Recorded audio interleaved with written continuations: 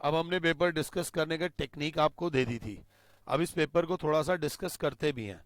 इस पेपर में question number 36 कोई बहुत मुश्किल क्वेश्चन नहीं है। वो कह रहा है ABCD is a rhombus, PQR and S are the midpoints of AB, BC, CD and DA respectively. Show that quadrilateral PQRS is a rectangle. पहले बात को समझो। जब कंडीशन बहुत खराब हो ज्योमेट्री में, वैसे नहीं होगी खराब। रोम्बस है जिसकी चारों साइड्स इक्वल होती हैं। क्वाड्रिलेटरल का बेसिक लेक्चर हमने यूट्यूब पर ही डाला हुआ है, इसी पर दे रखा है। P कॉमा क्यू, ये P comma Q comma R and S are the mid points. Mid points है तो इक्वल होंगे, और चारों साइड्स इक्वल है तो हाफ भी इक्वल होंगे। Are the mid points of sides AB, BC, CD and DA respectively.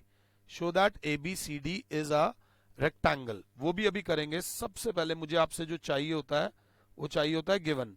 तो गिवन में लिखोगे ABCD इज अ rhombus.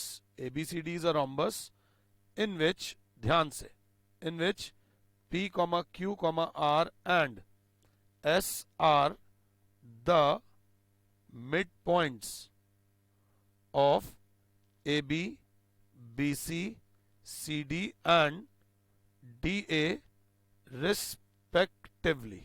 ये याद रख लेना। टू प्रूव क्या करना है? टू प्रूव ये करना है मेरे प्यारे बच्चों कि PQRS इज अ रेक्टेंगल। मैं फालतू टाइम नहीं वेस्ट करूंगा, डायरेक्टली आपको क्वेश्चन कराऊंगा, क्योंकि एग्जाम में भी हमें डायरेक्टली करना है। तो इसमें कंस्ट्रक्शन होगी बच्चे। कंस्ट्रक्शन में होगा join AC and BD। Construction हमेशा डॉटेड होती है, कॉम्प्रोमाइज मत करना इसमें। कंस्ट्रक्शन पेंसिल से करना। अगर मेरी कोई बुराई कर सकते हो तो ये है कि सर पेंसिल से नहीं बना रहे डायग्राम, स्केल का प्रयोग नहीं कर रहे, आप ये मेरी बुराई कर सकते हो।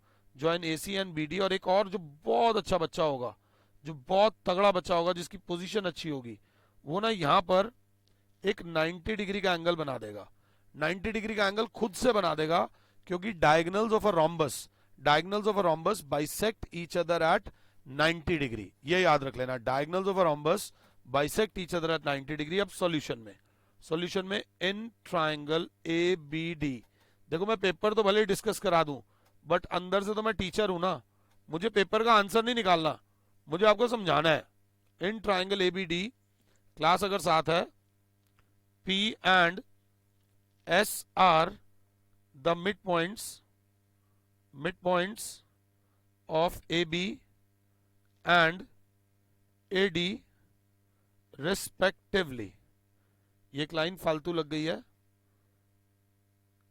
इसके ब्रैकेट में हम लोग लिखेंगे given. This implies PS is parallel to BD and PS is equals to half of BD। क्यों? रीजन बड़ा जरूरी है। बाय मिड पॉइंट थ्योरम, इस चीज को समझना, इसको मानो इक्वेशन 1। इसी के साथ ज्यादा टाइम नहीं वेस्ट करेंगे। PS is parallel to BD, PS is half of BD। Similarly same method से QR is parallel to BD and QR is half of BD। वो भी लिखने की जरूरत नहीं है, सेम रीजन लिखोगे, because Q and R are the mid points of BC and CD respectively. कोई टाइम वेस्ट करने की जरूरत नहीं, इसे मान लो 2। सो फ्रॉम 1 एंड 2, पहले 1 एंड 2 से हमें क्या पता चलता है? 1 एंड 2 से हमें ये पता चलता है कि PS BD के पैरेलल है, QR BD के पैरेलल है। तो PS is parallel to QR and PS is half of BD, QR is half of BD, तो PS is equals to QR। Two things equal and parallel to each other are equal and parallel to each other। Hence PQRS is a parallelogram as same pair of opposite sides are equal and parallel. अभी दिल्ली थोड़ी सी दूर है, क्योंकि हमें इसे rectangle करना है। Proof rectangle करना है मेरे बच्चों। इतने में एक बच्चा बोलेगा angle 1। Now angle 1 is equal to 90 degree because diagonals of rhombus bisect each other at right angle. Angle 1 is equals हो जाएगा एंगल 2, एंगल 1 इज इक्वल्स हो जाएगा angle 2 is equals to 90 degree corresponding angle. Corresponding angle के आप 90 तो मैं भी 90। Similarly angle 2 is equals हो जाएगा एंगल 3, क्योंकि अब ये पैरेललोग्राम है, ये वाली साइड भी इसके पैरेलल होगी। सिमिलर मेथड से एंगल 2 बराबर हो जाएगा angle 3 is equals to 90 degree. इसमें ऐसे टेंशन लेने की जरूरत नहीं है, ये जो AC है वो RS का हाफ होगा और पैरेलल होगा, उसमें कोई ऐसे टेंशन वाली बात नहीं है। Angle 3 is equals to 90, this implies थोड़ी सी जगह की कमी, एंगल 390 मतलब angle R is equals to 90 degree. Therefore PQRS is a rectangle. मैं इसको फर्दर कर सकता हूं बट करना नहीं है। If any angle of a parallelogram is right angle, then it is a rectangle। लिखने वाले क्वेश्चंस में सबसे बड़ा क्वेश्चन हमने लिखकर खत्म कर दिया। अगर वीडियो को देख रहे हो तो 5 से 6 मिनट लगे हैं मुझे करने में, 5 से 6 मिनट लगे हैं आपको ये क्वेश्चन 10 मिनट में करना है। आराम से मस्ती करो, आराम से मस्ती करो, बट आंसर में कोई कॉम्प्रोमाइज मत करो। ये था हमारा question number 36, last question 5 number का क्लियरली खत्म हो गया। अब अगर वो समझ आया है तो अब हम आते हैं क्वेश्चन नंबर 35 के पास। 35 आराम से पढ़ेंगे। One page of a telephone directory, there are on a page of a telephone directory there were 200 telephone numbers. The frequency distribution of their unit digit is given. Unit digit जैसे कोई मेरा number है 9818311846, तो मेरा जो unit digit का number हो गया वो 6 हो गया। वैसे यहाँ पे यूनिट डिजिट पे 6 आ रहा है 14 बारी, यूनिट डिजिट पे 7 आ रहा है 28 बारी, 8 आ रहा है 16 बारी, इस तरीके से। और टोटल नंबर्स हैं 200 telephone numbers. The frequency distribution of their unit digits is given below. Out of the numbers on the page a number is chosen at random. A number is chosen at random, what is the probability that the unit digit of the chosen number is 6? Unit digit of the chosen number is 6। अब बड़ा simple question है, probability का है, बस लापरवाही नहीं करनी। 35 यहाँ पर कुछ बच्चे क्वेश्चन का नंबर ही नहीं लिखते, शायद मैंने भी पिछले में क्वेश्चन नंबर नहीं लिखा होगा। सारा क्वेश्चन ठीक है, क्वेश्चन का नंबर ही नहीं लिखा, मार्क्स चले गए, मार्क्स चले गए, ये याद रख लेना। Probability of selecting a number whose unit digit is 6। वैसे अगर जल्दबाजी करूं तो 6 आ रहा है 14 बारी, 14/200, 14/200 मतलब 7/100, मतलब 0.07, 7/100 का मतलब हो गया 0.07 इज द प्रोबेबिलिटी। नहीं, अब इसमें थोड़ी जान, नंबर ऑफ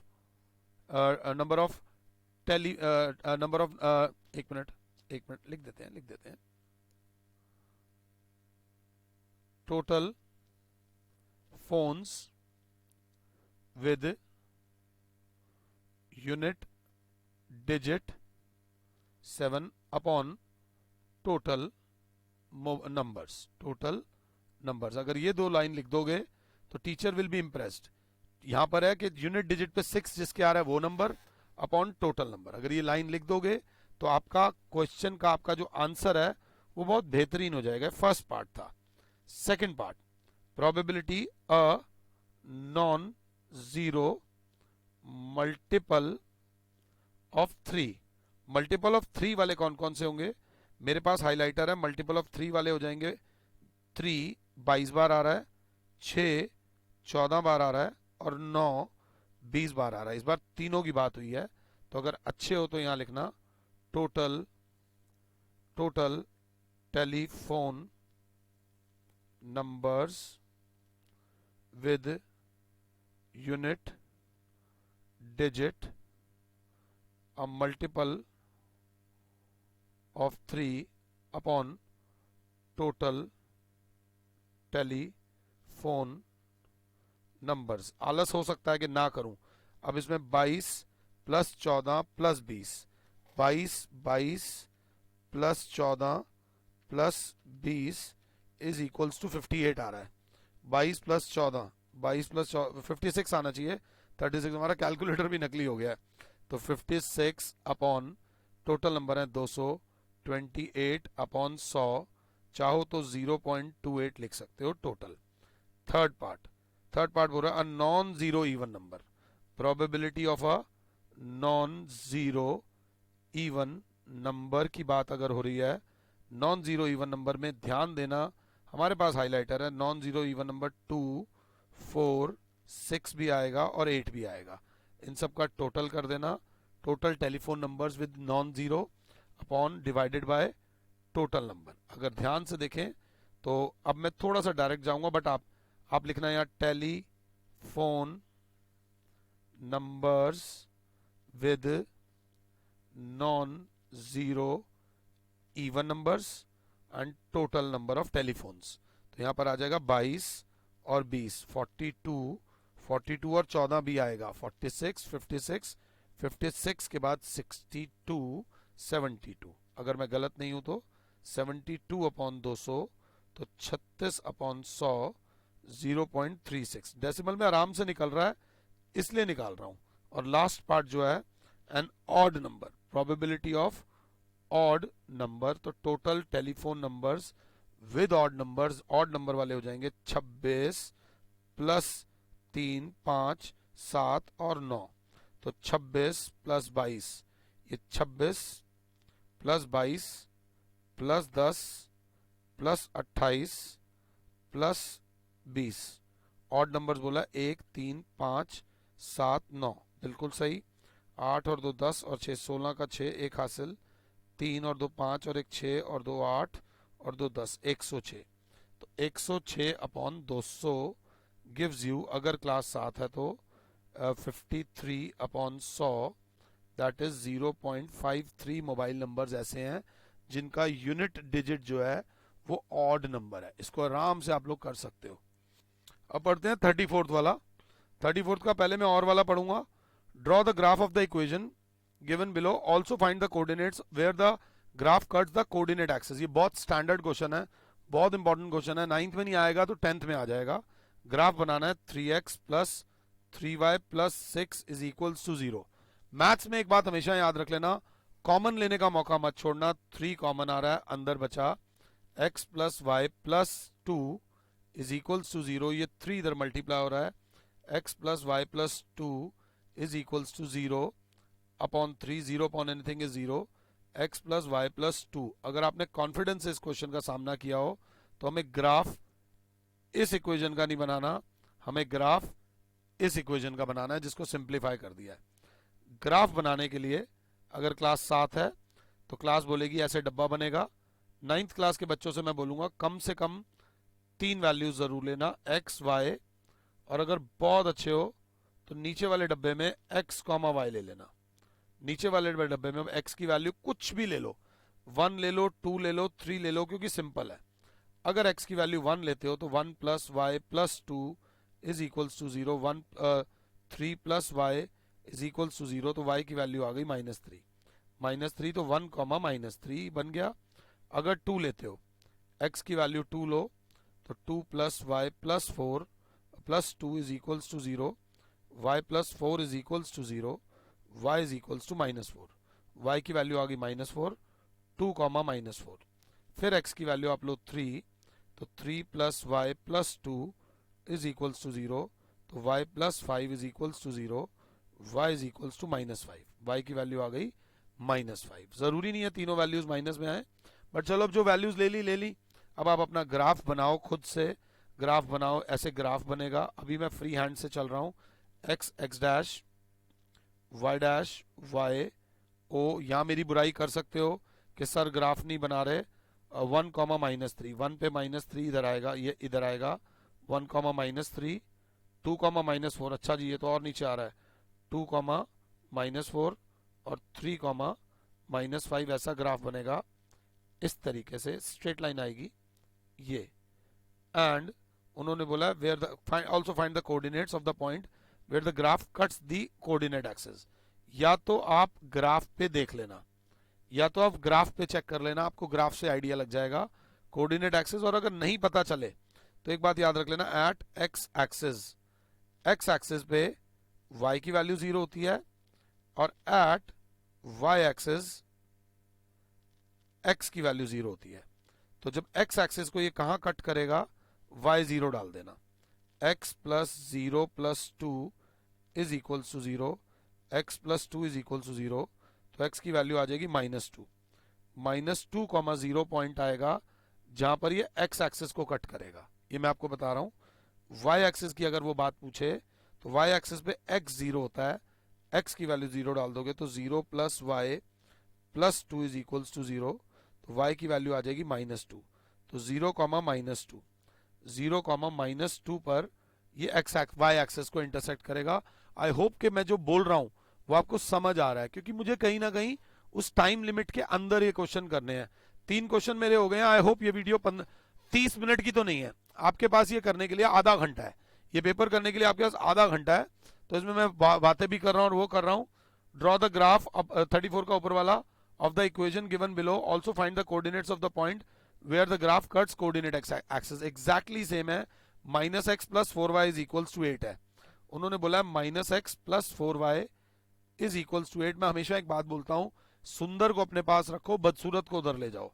तो यहां पर मैंने क्या करा, -x is equals to 8 minus 4y, सुंदर है ना, x is equals to 8 minus 4y के बाहर जो माइनस है वो इधर आ गया, x बराबर हो जाएगा माइनस इधर ले आओ 4y माइनस 8। अब इसका ग्राफ बनाना है। अब वो बोल रहा है find the points where the graph cuts coordinate axis. अब मैं क्या करूंगा, पहले ही चालाकी कर लूंगा। x एक्सिस पे y 0 होता है, y एक्सिस पे x 0 होता है।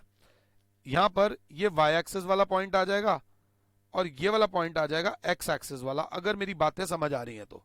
x एक्सिस पर y की वैल्यू 0 होती है, ये याद रख लेना, और y एक्सिस पर x की वैल्यू 0 होती है। अब क्लास बोलेगी जब हमने x की वैल्यू 0 डाली, 0 is equals to 4y minus 8, 4y is equals to 8, तो y की वैल्यू आ गई 2, y की वैल्यू आ गई 2, तो ये पॉइंट आ गया 0,2।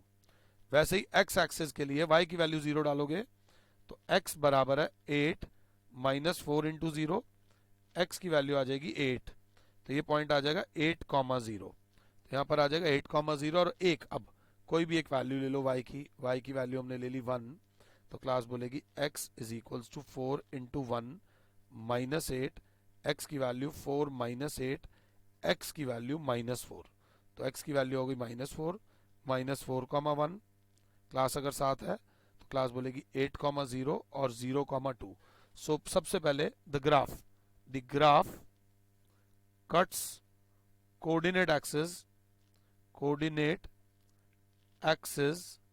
x एक्सिस को कट करता है वो 8,0 पे, और y एक्सिस को वो कट करता है 0,2 पे। अगर आप ग्राफ ही बना लोगे तो आपको ये वैल्यूज बिल्कुल क्लियर हो जाएंगी। अपना ग्राफ बनाओ, x डैश y डैश, और 15 नंबर अपनी झोली में डाल लो। पेपर इस बार मुश्किल नहीं आएगा, बट कंसेप्चुअल जरूर आएगा। कंसेप्ट में आपकी कमी नहीं होनी चाहिए, अगर कंसेप्ट में कमी है then there is a problem. तो फिलहाल मैंने आपके साथ सेक्शन डी डिस्कस करा है। इन द नेक्स्ट लेक्चर मैं पीछे वाले क्वेश्चंस आपके साथ करूंगा। फिलहाल के लिए और Sameer sir is saying you goodbye, god bless all, जय माता दी।